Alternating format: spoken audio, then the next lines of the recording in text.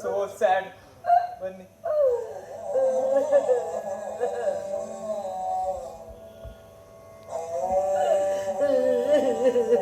Doctor Savita madam, ಶಾಂತರಾಗಿ ಶಾಂತರಾಗಿ. ನೋಡಿ, ನಮ್ಮ ಮುಂದೆ ಇರುವುದು ಈ ಮಹಾಪುರುಷರ ನಿಸ್ತ್ರೇಜ ಶರೀರವಲ್ಲ, ಸೂಕ್ಷ್ಮ ಶರೀರವಾಗಿರುವ ದಿವ್ಯ ಚೇತನ. ಇವರ ನುಡಿ ನಮ್ಮ ಉಸಿರಾಗಿ, ಇವರ ನಡೆ ನಮ್ಮ ಬದುಕಾಗಿ, ಇವರ ಬೋಧನೆ ನಮಗೆ ದಾರಿದೀಪವಾಗಿದೆ. ಇವರ ಅಭಿಷ್ಟ ನೆರವೇರಿಸಲು ನಾವೆಲ್ಲ ಶ್ರಮಿಸೋಣ.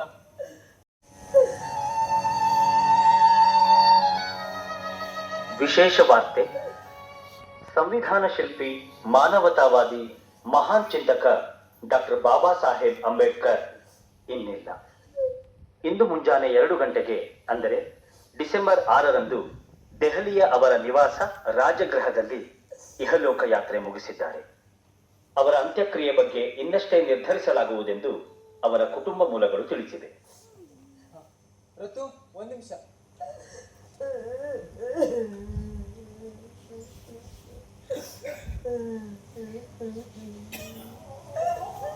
ಹಲೋ ಹಲೋ, ನೋಡಿ, ನಾನು ಅಂಬೇಡ್ಕರ್ ಅವರ ನಿವಾಸದಿಂದ ಮಾತನಾಡ್ತಿದ್ದೇನೆ.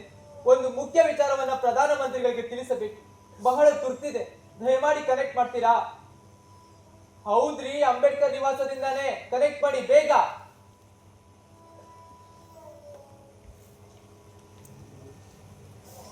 ಹಾ ಹೇಳಿ, ಯಾರು ಮಾತನಾಡ್ತಿರೋದು? ಪಂಡಿತ್ಜಿ, ನಾನು ಅಂಬೇಡ್ಕರ್ ನಿವಾಸದಿಂದ ಖೇಂಗಿ ಮಾತನಾಡ್ತಿದ್ದೇನೆ.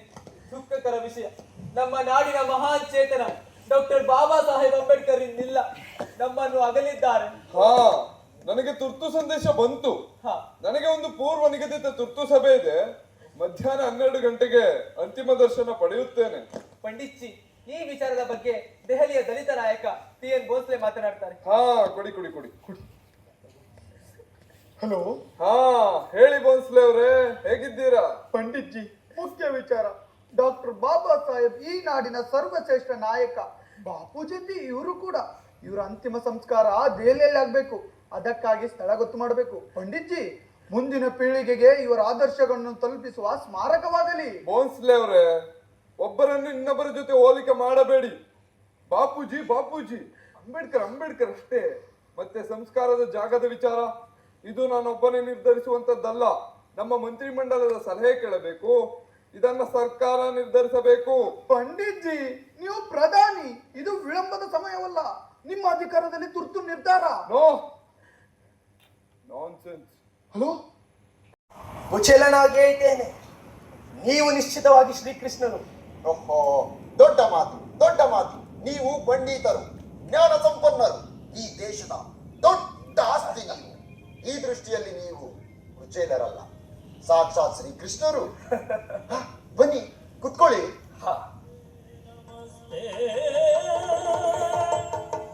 ಸಿದ್ಧಾಂತದಲ್ಲಿ ದೇಶ ಕಟ್ಟಲು ಹೊರಟಿದ್ದೀರಾ. ಯುವಕರನ್ನು ಸಂಘಟಿಸುತ್ತಿದ್ದೀರಾ. ಆದರೆ ನನಗೆ ಅನೇಕ ಸಂಶಯಗಳಿವೆ. ಇದನ್ನು ಬಗೆಹರಿಸಿಕೊಳ್ಳಲು ಖುದ್ದು ನಾನೇ ಬಂದಿದ್ದೇನೆ. ತುಂಬಾ ಸಂತೋಷ.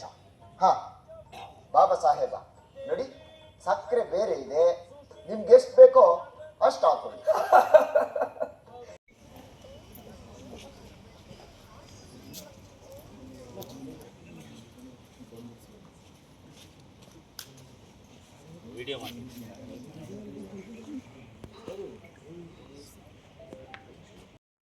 ನಾನು ಅಡ್ಡಂಡ ಕಾರ್ಯಪ್ಪ, ರಂಗಭೂಮಿ ಟ್ರಸ್ಟಿನ ಅಧ್ಯಕ್ಷ ಮತ್ತು ಈ ನಿಜ ಮಹಾತ್ಮ ಬಾಬಾ ಸಾಹೇಬ ನಾಟಕದ ನಾಟಕಕಾರ ಮತ್ತು ನಿರ್ದೇಶನ ಮಾಡಿದೆ. ನನಗೆ ತುಂಬ ಖುಷಿಯಾಗಿದೆ. ನಮ್ಮ ಈ ಜರ್ನಿಯಲ್ಲಿ 35 ಪ್ರದರ್ಶನಗಳನ್ನು ಈ ನಾಟಕ ಕಂಡಿದೆ. ನಿಜ ಮಹಾತ್ಮ ಬಾಬಾ ಸಾಹೇಬ್ದ ಕಲ್ಯಾಣ ಕರ್ನಾಟಕದಲ್ಲಿ ಸುಮಾರು 10 ಪ್ರದರ್ಶನಗಳನ್ನು, ಬೀದರ್ ನಮ್ಮ ಕೊನೆಯ ಪ್ರದರ್ಶನ. ಇನ್ನು ನಾವು ಮಲೆನಾಡು ಮತ್ತು ದಕ್ಷಿಣ ಭಾಗಗಳಿಗೆ ಹೋಗ್ತಾ ಇದ್ದೇವೆ. ಸುಮಾರು 50 ಪ್ರದರ್ಶನವನ್ನು ಮೊದಲ ಹಂತದಲ್ಲಿ ಮಾಡಬೇಕು. ಮತ್ತು ಡೆಲ್ಲಿ, ಮುಂಬೈಗಳಲ್ಲೂ ಕೂಡ ಈ ನಾಟಕಕ್ಕೆ ಆಹ್ವಾನ ಬಂದಿದೆ. ನಮ್ಮ ಉದ್ದೇಶ ಇದ್ದದ್ದು ಈ ನಿಜ ಮಹಾತ್ಮ ನಾಟಕದಲ್ಲಿ ಇದೊಂದು ಮನರಂಜನೆ ಆಗಬೇಕು, ಜನರನ್ನು ಖುಷಿಪಡಿಸಬೇಕು, ನಗಿಸಬೇಕು, ಅದಲ್ಲ. ಇತಿಹಾಸದಲ್ಲಿ ಬಾಬಾ ಸಾಹೇಬ್ ಅಂಬೇಡ್ಕರ್ ವಿಚಾರದಲ್ಲಿ ನೆಹರು ಕಾಲದಿಂದ ಹಿಡಿದು ಅನೇಕ ಸತ್ಯಗಳನ್ನು ಮುಚ್ಚಿಟ್ಟಿದ್ದಾರೆ. ಗೊತ್ತಾಗಬಾರದು ಅಂತ ಮುಚ್ಚಿಡಲಾಗಿದೆ, ಉದ್ದೇಶ ಪೂರಕವಾಗಿ ಮುಚ್ಚಿಡಲಾಗಿದೆ. ಅದನ್ನ ಬಯಲಿಗೆಳೆಯುವುದು ನಮ್ಮ ಹಿಂದೂ ಜೈ ಭೀಮ್ ಸೇನೆ ಸಂಸ್ಥಾಪಕ ಅಧ್ಯಕ್ಷರು ಚಂದ್ರಶೇಖರ್ ಕೋಟೆಶೇಖಿ ಅಂತ.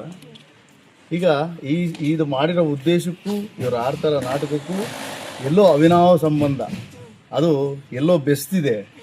ಈ ವಿಶ್ವಗುರು ಏನು ಹೇಳಿದ್ರು ಅಡ್ಡಂಡ ಕಾರ್ಯಪ್ಪನವರು, ಅದೀಗ ಕಾರ್ಯರೂಪಕ್ಕೆ ಬಂದಾಗಿದೆ. 50% ಬಂದಾಗ್ಬಿಟ್ಟಿದೆ, ಮುಂದಕ್ಕೆ ಬರುತ್ತೆ. ಸತ್ಯನೇ ಯಾವತ್ತೂ ಮುಚ್ಚಿಕ್ಕಾಗಲ್ಲ, ಅದು ಯಾವತ್ತೂ ಬೆಂಕಿ ಥರ. ಸುಳ್ಳು ಎಷ್ಟು ಸಲ ಹೇಳಿದ್ರು ಲಾಸ್ಟಲ್ಲಿ ಗೆಲ್ಲೋ ಸತ್ಯನೇ. ಅದನ್ನು ಅಡ್ಡಂಡ ಕಾರ್ಯಪ್ಪನವರು ಆ ಕಾರ್ಯರೂಪಕ್ಕೆ, ನಾಟಕದ ಮುಖಾಂತರ ಕಾರ್ಯರೂಪಕ್ಕೆ ತಂದು ಜನಗಳಿಗೆ ಇದನ್ನು ತಿಳಿಸ್ತಾ ಇದ್ದಾರೆ. ಇನ್ನು ಮುಂದಕ್ಕೆ ದೇಶದಾದ್ಯಂತ, ನಮ್ಮ ರಾಜ್ಯದಾದ್ಯಂತ ನಗರಗಳಲ್ಲಿ, ಹಳ್ಳಿಗಳಲ್ಲಿ ಈ ನಾಟಕ ತಿಳಿಸಿ ಈ ದೇಶದಲ್ಲಿರ್ತಕ್ಕಂಥ ಎಲ್ಲ ಜನರು ಹಿಂದೂಗಳೇ ಅಂತ ಒಂದು ನಾಟಕದ ಪ್ರದರ್ಶನ ಉದ್ದೇಶ. ಹಾಗೆ ಬಾಬಾ ಸಾಹೇಬರು ಒಂದೇನು ಅವ್ರದ್ದು ಒಂದು ನಿಜಮೇವ ಏನಿದೆ ಎಂಬುದು ಇವತ್ತು ನಾಟಕ ಮುಖಾಂತರ ಅವರು ಪರಿಚಯ ಮಾಡಿಕೊಟ್ಟಿದ್ದಾರೆ. ಇವತ್ತು ಇಡೀ ನಮ್ಮ ಬೀದರ್ ಜಿಲ್ಲೆಗೆ ಇದೊಂದು ಹೆಮ್ಮೆಯ ವಿಷಯ. ನಾವೆಲ್ಲರೂ ಕೂಡ ಒಂದೇ, ನಾವೆಲ್ಲರೂ ಭಾರತೀಯರು. ಅದಕ್ಕೆ ಸ್ಪಷ್ಟವಾಗಿ ಮಾಡಿಕೊಟ್ಟಂಥ ನಮ್ಮ ಈ ರಂಗಭೂಮಿ ಟ್ರಸ್ಟ್ ಕೊಡಗು ಏನು ಅಧ್ಯಕ್ಷ ಅಂತ ನಮ್ಮ ಅಡ್ಡಂಡ ಕಾರ್ಯಪ್ಪ ಅವ್ರಿಗೆ ಕೂಡ ನಾವು ತುಂಬ ಹೃದಯದ ಎಂಬುದು ಬೀದರ್ ಜಿಲ್ಲೆ ವತಿಯಿಂದ ನಾವು ಇವತ್ತು ಅವರಿಗೆ ಅಭಿನಂದನೆ ಸಲ್ಲಿಸ್ತೀವಿ. ಈ ಥರ ಸಮಾಜದಲ್ಲಿ ಸತ್ಯತೆಯನ್ನು ಬೆಳಕಿಗೆ ತಂದಾಗ ಮಾತ್ರ ನಾವು ಸೌಹಾರ್ದತೆಯಿಂದ ಬದುಕಲಕ್ಕ ಏನಂದ್ರೆ ನಮಗೆ ಒಂದು ನಡೆ ಆಗ್ತದ ಅಂಥೇಳಿ ನಮಗೆ ಇಲ್ಲಿ ಮಾಡ್ಕೊಂಡು ಇವತ್ತು ಈ ನಮ್ಮ ಒಂದು ಕರೆಗೆ ಅವ್ರು ಅಲ್ಲಿಂದ ಕೂಡ ಇಷ್ಟು ದೊಡ್ಡ ಒಂದು ತಂಡವ ತಂದು, ಯಾಕಂದ್ರೆ ನಾವು ಮಾಡ್ಲಿಕ್ಕೆ ಆಗಲಿಲ್ಲ ಯಾರು ಕೂಡ. ಅವ್ರು ನಮ್ಮ ಬೀದರ್ ಜಿಲ್ಲೆಗಲ್ಲ ಅವರು ನಾವು ಬರ್ಬೇಕು ಸರ್ ಅಂದಾಗ ಅವ್ರು ನಮ್ಗೆ ಟೈಮ್ ಕೊಟ್ಟು ಇಲ್ಲಿ ಬಂದು ಇಂಥ ದೊಡ್ಡ ಕಾರ್ಯಕ್ರಮ ಮಾಡಿದ್ದಾರೆ. ಇಡೀ ಅವ್ರ ತಂಡಕ್ಕೆ ನಾನು ಬೀದರ್ ಜಿಲ್ಲೆ ವತಿಯಿಂದ ನಾವು ಅವ್ರಿಗೆ ತುಂಬ ಧನ್ಯವಾದ ತಿಳಿಸ್ತೀನಿ. ಈ ಥರ ಕಾರ್ಯಕ್ರಮಗಳು ನಡೀತಾ ಇರಬೇಕು, ಸಮಾಜ ತಿಳಿತಾ ಇರಬೇಕು. ಅವಾಗೆ ಸಮಾಜ ಕೂಡ ಎಚ್ಚೆತ್ತು ಕೊಡ್ತದೆ. ಇಲ್ಲಿ ಕರೆ ಯಾವುದು ಸುಳ್ಳು ಯಾವುದು ಎಂಬುದು ಗೊತ್ತಾಗಬೇಕು ಜನರಿಗೆ. ಅದಕ್ಕೆ ಅದು ತೋರಿಸ್ಕೊಟ್ಟಿದ್ದಂಥದ್ದು ಇಡೀ ತಂಡಕ್ಕೆ ನಾನು ಮತ್ತೊಂದು ಸರ್ತಿ ಅಭಿನಂದನೆ ಸಲ್ಲಿಸ್ತೀನಿ. ವೀರ್ ಶೆಟ್ಟಿ ಕ್ಯಾಮ್. ರೈಟ್.